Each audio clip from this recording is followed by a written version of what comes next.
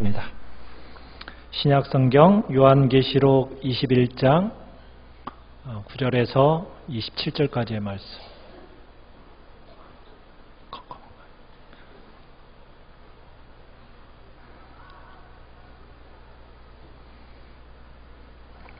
요한계시록 21장 9절에서 27절까지입니다. 9절입니다. 일곱 대접을 가지고 마지막 일곱 재앙을 담은 일곱 천사 중 하나가 나와서 내게 말하여 이르되 이리 오라 내가 신부 곧 어린 양의 아내를 내게 보이리라 하고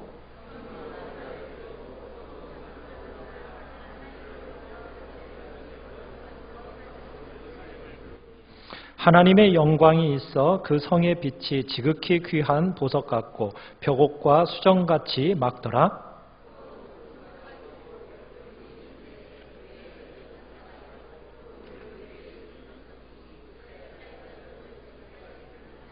동쪽의 세 문, 북쪽의 세 문, 남쪽의 세 문, 서쪽의 세 문이니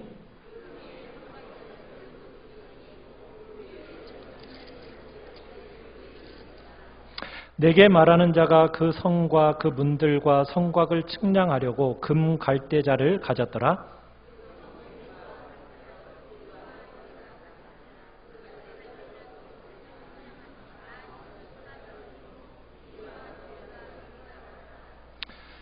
그 성곽을 측량함에 144 규빗이니 사람의 측량 곧 천사의 측량이라.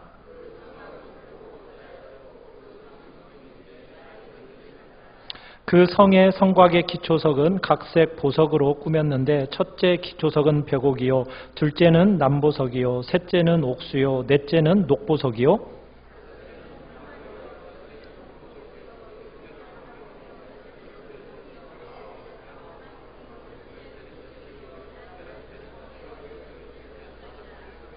그 12문은 12진주니 각 문마다 한 개의 진주로 되어 있고 성의 길은 맑은 유리 같은 정금이더라.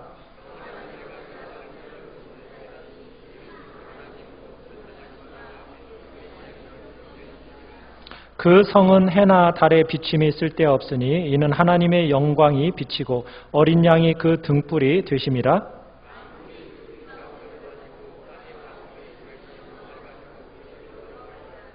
낮에 성문들을 도무지 닫지 아니하리니 거기에는 밤이 없음이라. 같이 읽습니다. 무엇이든지 속된 것이나 가증한 일 또는 거짓말하는 자는 결코 그리로 들어가지 못하되 오직 어린 양의 생명책에 기록된 잔들만 들어가리라. 아멘. 오늘 말씀의 제목은 어린 양의 신부 새 예루살렘이라는 제목으로 말씀을 나누고자 합니다. 오늘 본문은 많은 분들이 천국을 묘사할 때 이 본문을 많이 사용합니다. 12진주문, 12보석, 그리고 12기둥 이렇게 말하면서 천국은 마치 이 본문에 나오는 것과 같은 내용일 거라고 이야기들을 많이 말합니다. 그런데 오늘 우리가 이 본문을 보시면서 이 본문의 대상이 누구인가? 한번 9절을 보면 한번 그 답변이 나옵니다. 우리 9절을 다시 한번 읽어봅시다. 시작.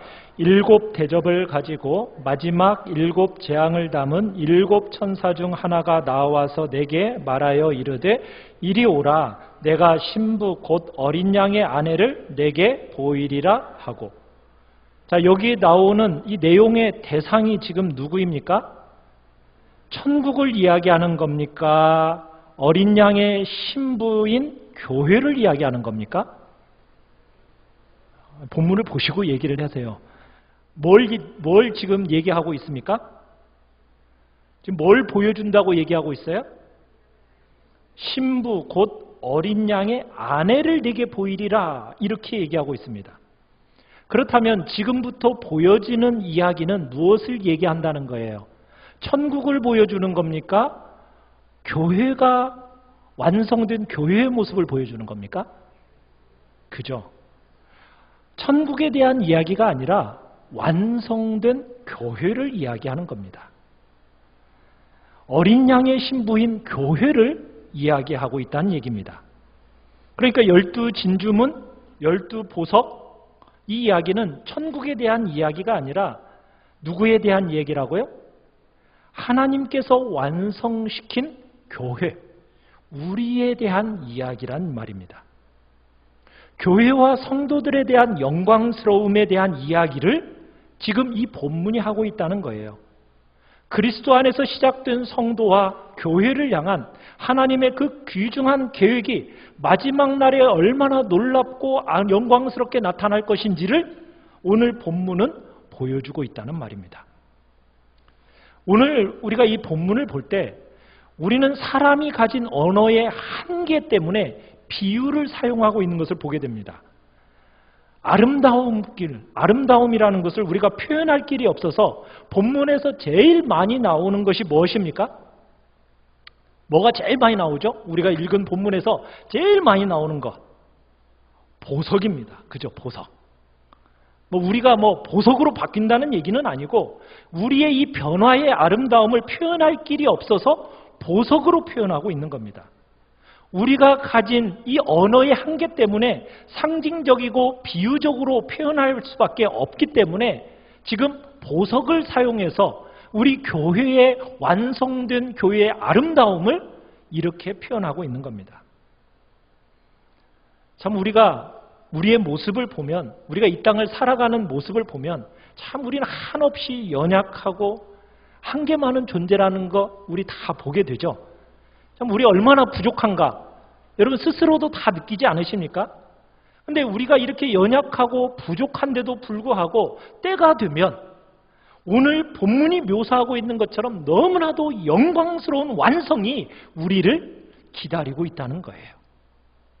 개인적으로 뿐만 아니라 교회적으로 볼 때에도 참 교회의 모습을 볼 때 때로는 진리를 떠난 모습도 있고 하나님과 관계없는 교회의 모습도 있고 또 안으로 밖으로나 심지어는 불신자들로부터 손가락질 당하는 그런 교회의 모습으로 우리가 전락되어져 있는데도 불구하고 성경은 우리에게 뭐라고 얘기하고 있습니까? 우리에게 너무나도 영광스러운 한 날이 기다리고 있다. 이렇게 우리에게 선언하고 있습니다. 영광스러운 신부처럼 가진 단장과 아름다움을 가지고 그 구원의 영광스러운 그 완성을 누리는 그 복된 날이 우리를 기다리고 있다. 그날의 우리의 모습이 어떤 모습이냐? 그것을 오늘 우리가 읽은 본문은 이야기하고 있다는 겁니다. 어린 양의 신부, 어린 양의 아내인 교회가 내려오고 있습니다. 자, 어떻게 내려오고 있나요? 우리 10절을 읽어보겠습니다. 10절. 시작. 성령으로 나를 데리고 크고 높은 산으로 올라가 하나님께로부터 하늘에서 내려오는 거룩한 성 예루살렘을 보이니.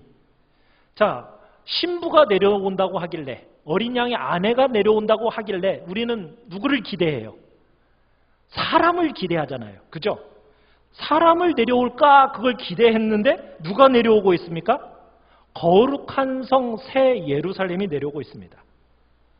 그러니까 그리스도 안에서 영광스럽게 완성될 교회는 누구와 관계를 갖고 있느냐면 구약의 예루살렘과 연계를 하고 있고 신약의 교회와도 연계를 가지고 있지만 구약의 언약 백성들, 하나님의 임재의 상징이었던 이 예루살렘과 연결을 가지고 오는 것을 보게 돼요. 그래서 완성된 교회는요, 구약과 신약의 완성된 완성체로 이 땅에 오게 될 겁니다. 그러니까 하나님의 백성, 이 땅의 하나님의 백성과 교회는 새 예루살렘의 모습으로 온다고 하는데 어떻게 오느냐? 자, 10절에 보면은 누구로부터 옵니까? 하나님께로부터. 어디에서? 하늘에서 내려옵니다. 사실 우리의 몸은 이 땅에 어떻게 보면 붙이고 살아가고 있지만 우리의 소속이 어디라고요? 하늘이라고요. 하나님께 속해 있다라는 거예요. 그래서 때가 되면은 땅에서가 아니라 하늘에서부터 신부인 완성된 교회가 내려온다라고 지금 얘기하고 있어요. 여러분, 우리의 원소속이 어디라고요? 하늘입니다. 또 하나는 무슨 얘기냐? 하나님께로부터 내려온다. 이 얘기는 하나님의 능력으로 신부와 교회가 만들어진다는 얘기입니다.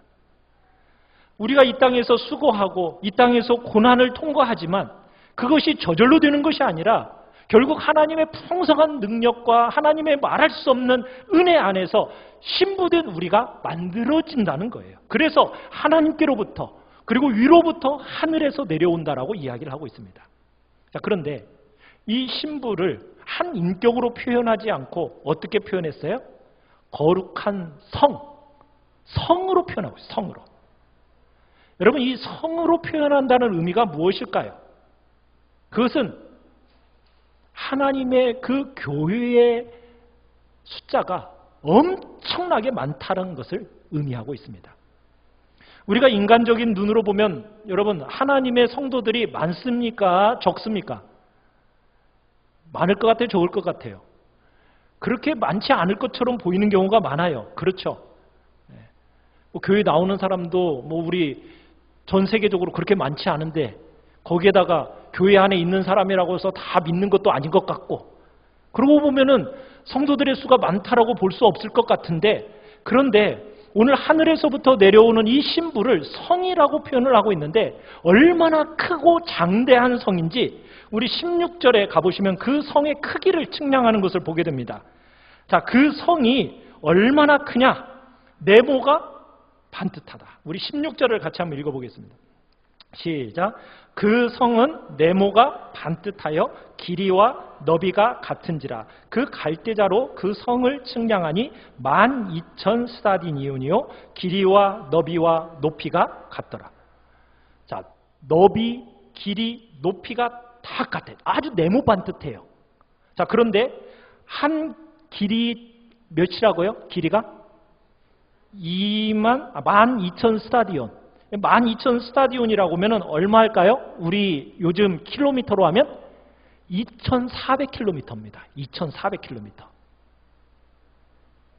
그러니까 여러분, 우리 이 남북한을 합쳐서 뭐라고 하죠? 삼천리 반도라고 하죠.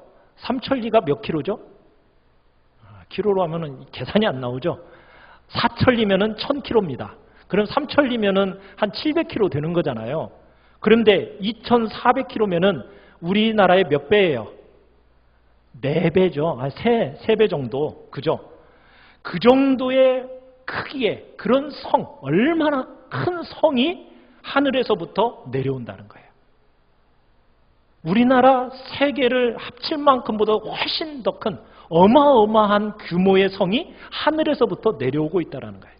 물론 어떤 면에서 이 숫자는 절대적인 의미를 얘기하는 건 아닙니다. 우리가 요한계시록에서 계속 보아왔지만 숫자는 뭐라고 그랬습니까?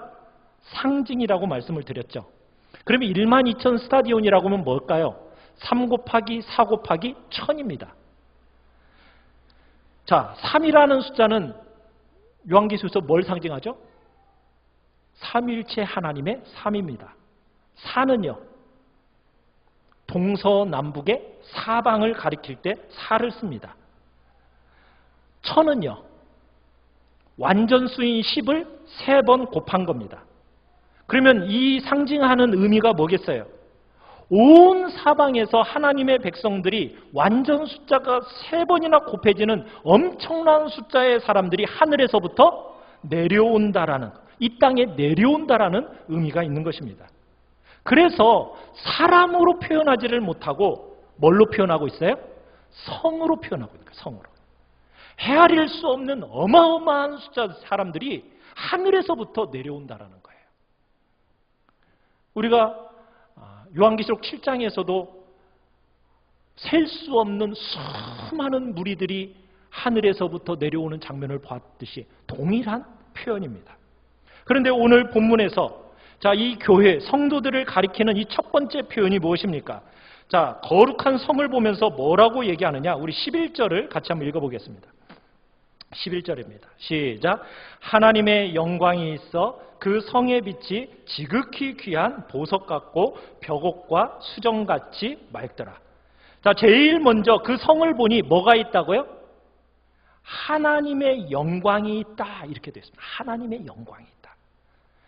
로마서 3장 23절에서 모든 사람이 죄를 범하였음에 하나님의 영광에 이르지 못하더니 죄인된 인간에게 하나님의 영광을 생각하지도 못하고 추구하지도 못하고 하나님의 영광을 누리거나 경험하거나 맛보거나 동참하지도 못한다라고 분명하게 이것이 죄인의 비참이라고 로마서에서는 얘기하고 있어요.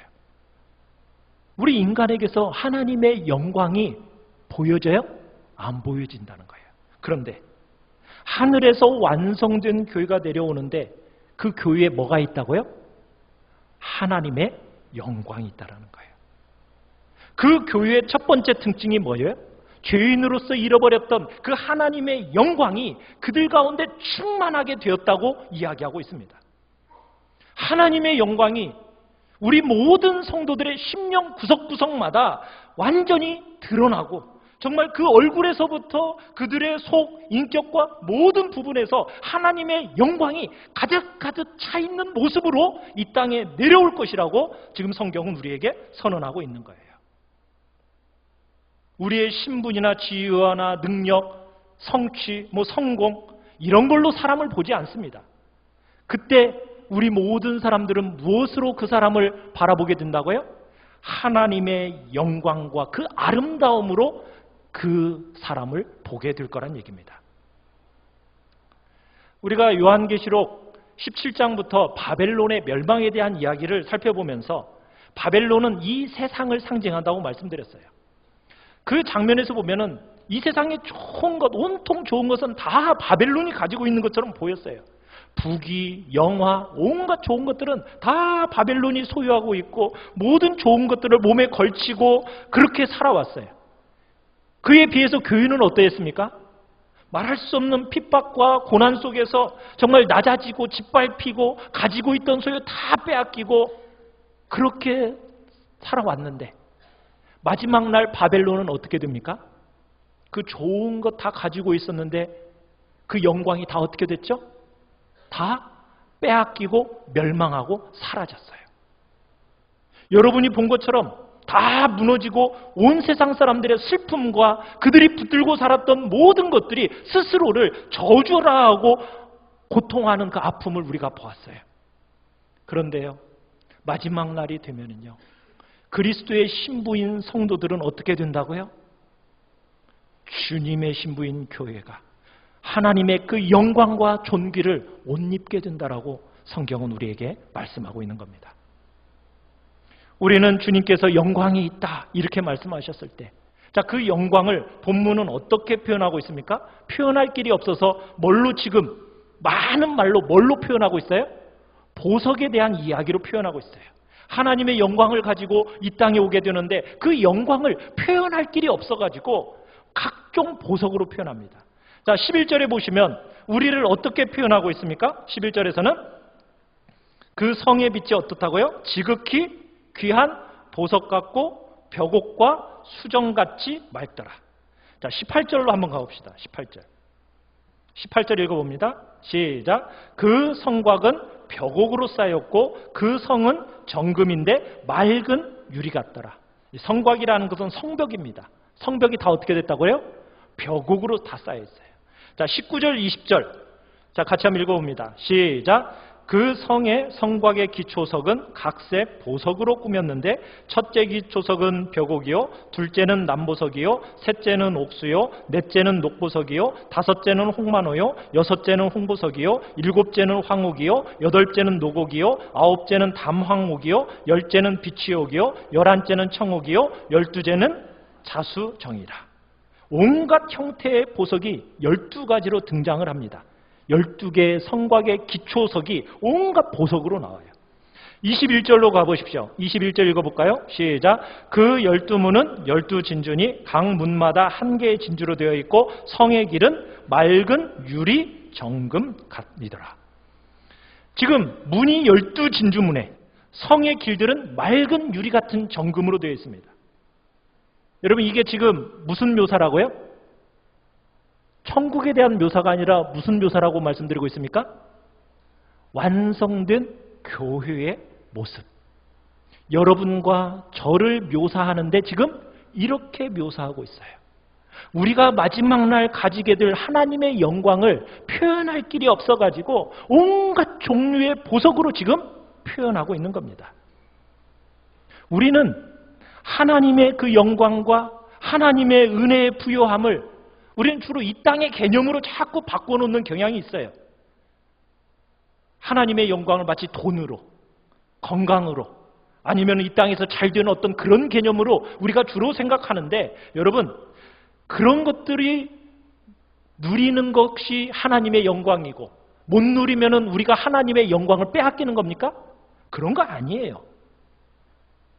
돈이 없다고 해서 우리가 하나님의 영광을 받지 못하는 거예요. 그렇게 우리는 생각하면 안 됩니다. 우리는 그렇게 이 땅에서 위축되면서 살아가는 성도가 아니에요. 여러분이 이 땅에서 어떤 자리에 있든지, 사람들로부터 어떤 평가를 받든지, 사람들에게 여러분의 가치가 어떠하다라고 평가하든지 그런 것과 관계없이 하나님 앞에서 여러분은 어떤 존재로 지금 드러나고 있다고요? 보석 같은 존재라고요. 각종 색깔의 보석을 가진 그런 보석 같은 존재로 여러분들은 드러나게 됩니다.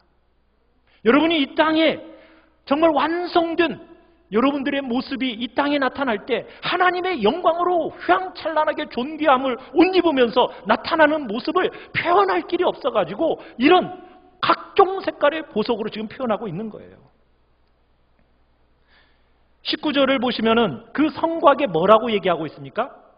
기초석이라고 있어요. 기초석. 여러분, 기초석은 눈에 보여요? 안 보여요? 안 보여요. 그런데 안 보이는 기초석마저도 뭘로 되어 있다고요? 보석으로 세워져 있다고요. 여러분들의 안 보이는, 눈에 안 보이는 그 기초, 바깥으로 보여지는 것뿐만 아니라 보여지지 않는 그 속까지도 전부 다 하나님 안에서 금과 보석으로 만들어져 있다는 거예요. 여러분 자체가 뭐라고요? 보석 같은 존재라는 거예요. 보이는 것만이 아닙니다. 우리가 형용할 수 없는 아름다움으로, 존귀로 우리가 옷 입게 되는 거예요. 우리가 지금 이 땅을 살아갈 때는 아유, 내 같은 것이 무슨 보석이라고, 내 모습을 보면 한없이 부족하고 연약하고 한계 많은 존재인데 이런 내가 무슨 사람들 앞에 너 그런데 무슨 하나님 앞에 그러겠어? 그런데요, 여러분들은 그것을 믿음으로 붙들으셔야 돼요. 우리가 하나님 앞에서 마지막 날 완성되어졌을 때 여러분이 어떤 존재로 드러나게 될 것인지를 여러분들은 이 말씀을 통해서 내가 이렇게 가치 있고 보석 같은 존재구나라는 것을 여러분들을 마음속에 새기시면서 하나님의 영광으로 옷 입혀질 그날을 우리는 기대하면서 살아가셔야 돼요. 지금은 보여지지 않지만 그날에는 여러분이 눈으로 보게 될 것이고 여러분들이 느끼고 남들 보고 나도 아는 그 영광을 여러분들은 경험하게 될 것입니다. 19절 20절에 보면은 그날의 그 보석이 정말 형형색색의 보석이죠. 여러분 이런 보석 보기나 하셨어요? 그런데요, 교회의 영광과 성도의 영광, 이게요 무슨 얘기냐? 동일한 것은 아니라는 거예요. 우리가 각자의 모습을 가지고 있잖아요. 교회의 영광이라는 것은요 다양하면서도 하나됨에 있습니다. 하나됨에. 그날에 여러분은 너무나도 각각 다른 다양한 모습으로 드러날 겁니다. 그런데 하나입니다. 하나인 것 같은데 정말 너무나도 각자 독특한 특색과 색깔을 가지고 여러분들은 그 모양이 다른 모습으로 나타나게 될 겁니다. 여러분의 연약하다라고 말하는 약점과 강점과 평범한 모든 것들이 전부 보석같이 여러분을 가치 있게 만들어 놓을 거라는 거예요. 그날에는 여러분들 그래서 가치 있게 하는 너무나도 큰 영광을 보게 됩니다. 그래서 이 땅에서 여러분 절대로 남과 같이 살려고는 하지 마십시오. 여러분 모양 그대로 하나님 앞에서 그냥 생긴 대로 살아가십시오. 하나님은 획일성을 좋아하지 않으세요. 획일적으로 만들어 놓지도 않습니다. 다른 사람을 나처럼 만들려고 하지도 마세요. 다른 사람들 보고 나처럼 되라고도 말하고도 하지도 마시고요. 여러분 각자 자신은 완벽한 모습으로 하나님께서 여러분들을 만들어내실 거예요. 그렇기 때문에 남들에게 여러분을 주장할 필요도 없고 강요하려고 해서도 안 돼요. 특별히 이 보석들 가운데 우리가 눈여겨봐야 할 보석이 하나가 있어요. 우리 11절로 한번 가보시면은, 자, 그 성의 빛이 지극히 귀한 보석 같고 뭐와? 벽옥과 수정같이 막더라. 뭐 같다고 얘기하고 있습니까? 벽옥 같다고 얘기하죠. 자, 그 다음에 18절로 한번 가보시죠. 18절에 성곽이 뭘로 쌓여져 있더라? 벽옥으로 쌓여져 있더라. 여러분, 벽옥 하면은 생각나는 게 있으세요 혹시? 요한계시록을 여러분 여태까지 들어오시면서 이제 얼마 안 남았습니다. 요한계시록 이제 몇 주면 다 끝나요. 자, 벽옥 하면 생각나는 거 너무 오래됐어요. 요한계시록 4장으로 가보시면 벽옥에 하나님을 묘사할 때 뭘로 묘사했는지 아십니까? 벽옥으로 묘사했어요. 벽옥으로. 하나님을 벽옥과 같다고 그랬어요. 그런데 지금 누구를 지금 벽옥과 같다고 하고 있습니까? 그렇죠. 우리를, 교회된 우리를 벽옥과 같다라고 얘기하고 있어요. 마지막 날에 하나님의 백성들의 완성된 그 상태에서 내려오는데 그 모습이 뭐와 같더라? 벽옥 같더라. 무슨 말일까요? 우리 성도들이 뭘 담아내고 있는 거예요? 하나님을 담아내고 있다는 얘기예요. 사랑하는 성도 여러분들이 이 땅에서 너무나도 영광스럽게 정말 영광을 표현할 길이 없어서 보석으로 표현했는데 그 보석 중에서도 하나님을 묘사할 때 사용하던 그 벽옥, 그 보석으로 우리 성도들을 묘사할 때 쓰고 있다는 얘기예요. 여러분, 우리들을 보면은 존경스럽습니까? 존경스러운 게 뭐가 있어요? 뭐 특별히 그냥 내면 속속들이 다 알고 있으면은 존경할 만한 거 하나도 없잖아요. 그죠? 그런 내면을 다 알고 있으면 누가 우리 사랑하겠어요? 속을 모르니까 그나마도 존경해 주죠. 그죠? 그런데 성경이 우리에게 말하는 건 뭐예요? 한없는 연약과 부족에도 불구하고, 거듭되는 실패에도 불구하고 때가 되면은 하나님과 우리 사이에 유사성이 생긴다는 거예요. 하나님과 같은 모습으로 우리가 어떻게 된다고요? 변화가 된다는 거예요. 하나님이 된다는 얘기는 아닙니다. 누구와 같이? 하나님처럼. 그 몸이, 인격이, 말이, 행실이, 표정이 그분을 닮아 있는 모습으로 완벽하게 변화되어질 그날이 오게 된다는 거예요. 하나님을 담아내는 영광이 여러분들 속에서 그런 복됨을 누리게 된다라고 지금 성경은 얘기하고 있어요. 그렇기 때문에 여러분은 그 자리에서 절대로 한 발짝 뒤로 물러서서는 안 됩니다. 우리가 누가 같아진다고요? 하나님과 같아진다고요. 부족하고 질그릇 같은 우리가 그 주님의 말할 수 없는 영광과 아름다움을 담아내는 그 영광을 누리는 복된 자리에 우리가 서게 된다는 거예요. 사랑 없는 우리에게 하나님의 자비와 긍휼과 사랑을 우리에게 넘쳐나도록 하나님께서 우리를 풍성케 하신다는 거예요.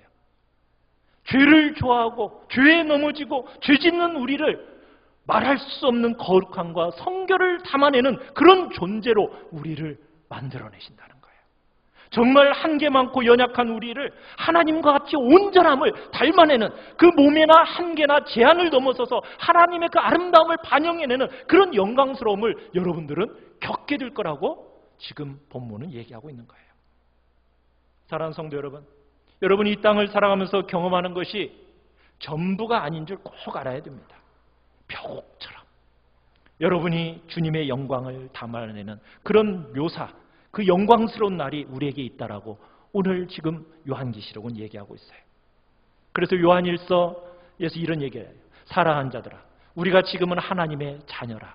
장래에 어떻게 될 것은 너희가 알지 못하였으나 나타나지 않았으나 그가 나타나심이 되면 우리가 그와 같을 줄을 알 것은 그에 계신 그대로 볼 것을 인함이니. 여러분, 우리가 누구와 같아진다고요? 예수님과 같아진다고요. 여전히 연약하고 여전히 실패하지만 주님께서 실수함이 없이 우리를 그분의 모든 충만한 것으로 우리를 바꾸어내고야 마시겠다고 지금 우리에게 선언하고 계시는 거예요. 그분의 영광을 한치의 오차도 없이 정말 우리를 그 자리로 데려다 놓겠다고. 사랑하는 성도 여러분, 여러분들 어떻게 보면 어떤 면에서 이미 그 영광을 가지고 있습니다. 아직 경험적으로 다 못 누릴지라도 그날에 비교할 수 없는 그 존귀와 영광을 여러분이 완전히 누리고 경험하게 될 것입니다. 자, 그런데 여러분, 이 보석들이 그냥 만들어질까요? 여러분이 이렇게 보석 같은 존재로 이제 마지막 날에 다 드러나는데 여러분 그냥 만들어질까요? 보석이? 아니겠죠? 그 보석이 어떻게 만들어집니까? 우리가 그 과정을 잘 알잖아요. 수많은 실패와 고난과 좌절과 자기 죽임을 통과하면서 만들어진 보석이라는 것을 우리는 기억해야 됩니다. 그거 절대로 잊어서는 안 돼요. 고난과 아픔과 좌절과 실패, 무엇보다도 여러분 자신을 향한 절망적인 낙심이 올 때마다 잊지 않아야 돼요. 나는 죽고 내 안에 뭐가 만들어진다? 보석이 만들어진다. 보석 같은 예수 그리스도의 그 온전한 열매가 내 안에 만들어지는 과정이다라고 여러분들은 기억하셔야 됩니다. 불같은 시험, 우리를 연단하는 그 고난과 아픔과 낙심들이 여러분 절대로 그거 앞에 낙심하지 마십시오. 그거 절대로 넘어뜨리지 않습니다. 여러분을 마침내 뭘로 만들어낸다고요? 보석 같은 것으로 만들어내려는 하나님의 도구라는 것을 여러분 기억하시길 바라요. 모든 고난을 금같이 빚어지도록 도구로, 빚어내는 도구로 여러분 보셔야 됩니다. 그래서 시련과 환난과 아픔을 통과해서 보석으로 나타내는 거예요. 고난이 있는 것을 절대로 이상히 여기지 마십시오. 여러분과 제가 보석같이 나타나는 길을 가고 있는 겁니다. 먼지 같고 질그릇 같은 우리, 정말 깨지기 쉽고 형편없이 연약한 우리를 하나님께서 어떻게 만들어내신다고요? 이렇게 고귀하고 아름답고 영광스러운 보석 같은 존재로 우리를 만들어내신다라는 것. 이 모든 시련을 통과하고 나면 여러분들은 이런 아름다운 보석 같은 존재로 되어져 있을 것입니다. 12절을 한번 보겠습니다. 12절을 한번 읽어볼까요? 시작. 크고 높은 성곽이 있고 12문이 있는데 문에 12전사가 있고 그 문들 위에 이름을 썼으니 이스라엘 자손 12지파의 이름들이라. 자, 그 성이 어떻다고요? 크고 높은 성곽이 있다. 담 넘어갈 수 있을까요? 없을까요? 몇이라고 그랬어요? 2400km의 높이의 담을 여러분 뛰어넘으시겠습니까? 없죠. 그죠? 누구도 월담할 수 없어요. 들어가지 못해요. 담으로는 못 넘어가요. 또 누가 지키고 있다고요? 천사들이 지키고 있어요. 문으로만 들어갈 수 있어요. 문으로만. 자, 그러면 이 문은 어떻게 통과하는 거냐? 우리 14절을 읽어봅시다. 14절. 시작. 그 성의 성곽에는 12기초석이 있고 그 위에는 어린 양의 12사도의 12 이름이 있더라. 여러분, 그 성 안에 어떻게 들어간다고요? 여러분의 경험을 가지고 들어가는 게 아니죠? 뭘 가지고? 사도들의 진리를 붙들고 그 자리에 들어가는 겁니다. 사도들의 진리의 터 위에 세워진 자가 아니면 아무도 이 문으로 못 들어가요. 오직 은혜의 진리를 믿고 환영하는 자들만이 이 성 안으로 들어가는 겁니다. 인간의 사상으로, 인간의 경험으로 되는 게 아닙니다. 그 위에 이 성이 세워진 게 아니에요. 이 성은 어디 위에 세워졌다고요? 사도들의 살아있는 생명의 진리, 주님의 그 생명의 말씀에 근거해서 성문으로 통과하는 은혜가 주어진다라고 얘기하고 있어요. 문이 몇 개입니까? 12개. 무슨 말을 하고 싶을까요? 이 성의 중요한 특징이 뭘까요? 하나님과의 친밀한 교제, 친밀한 교제. 하나님과 친밀한 교제로 들어가는 문이 12개란 얘기예요. 무슨 말을 하는 거예요? 누구든지 언제든지 하나님과 교제하고 싶으면 언제든지 들어갈 수 있도록 열려져 있다는 얘기입니다. 하나님과 말할 수 없는 풍성하고 넘치는 교제를 언제든지 누릴 수 있다는 얘기. 그 문이 항상 열려 있어서 그분 앞에 언제든지 나아가서 친밀한 교제를 누구든지 누릴 수 있다. 그 영광을 누리게 된다는 얘기를 지금 12진주문, 12문을 통해서 얘기하고 있는 겁니다. 사랑하는 성도 여러분, 요한계시록은 우리에게 이 이야기를 하고 싶어요. 종말론적인 실체, 우리의 실체가 어떠한가? 그 실체를 붙들고 오늘의 현실을 재해석해내란 얘기입니다. 한국교회 안에서 사람들이 기대하는 건 뭡니까? 그냥 종교적인 어떤 체험, 이런저런 능력, 하나님께로부터 이런 도움, 삶의 이런저런 형통, 이런 것들만 원합니다. 물질적이고 현세적인 이 한국 땅 안에서 그런 모든 것과 비교할 수 없는 종말론적인 우리의 실체를 실제같이 붙들기를 바라고 있어요. 여러분, 믿음으로 여러분이 땅에서 경험하는 그 실존적인 것들을 재해석해내시길 바라요. 우리가 하나님 앞에서 어떤 존재로 하나님의 영광이 충만한, 그걸 표현할 길이 없어서 보석같이 정말 표현하고 있는 우리의 영광과 아름다움과 존귀, 그것이 이 땅에서 어떻게 만들어져 결국 우리가 어떤 존재가 될 것인가를 여러분들이 생각하기를 주님은 원하시면서 지금 이 복된 모습을 보여주고 있는 것입니다. 연약함과 부족함 때문에 넘어짐에도 불구하고 그 영광의 자리로 마침내 우리를 데려다 놓을 줄 알고 여러분 믿음의 싸움을 싸워나가시길 바랍니다. 그리고 마침내 이기는 믿음의 승리가 우리에게 있음을 확신하면서 주님 앞에서 한 걸음도 뒤로 물러서지 마십시오. 한 걸음 한 걸음 전진해 나아가십시오. 한번 넘어졌다고 해서 그 자리에 머물러 있을 것이 아니라 우리의 마침내 주님 앞에서 종말론적인 모습은 어떤 모습일 거라고요? 이렇게 고귀한 보석 같은 영광스러움으로 우리가 다듬어질 것인데 이 자리에 머물러 있지 않고 한 걸음 한 걸음 그 모습으로 나를 세워가겠다고 결단하는, 그래서 영화스럽게 정말 빚으실 줄 믿으면서 믿음의 길을 걸어가는 우리 귀한 성도님들 되시기를 간절히 축원합니다. 믿음의 길을 끝까지 우리 경주하며 나아갑시다.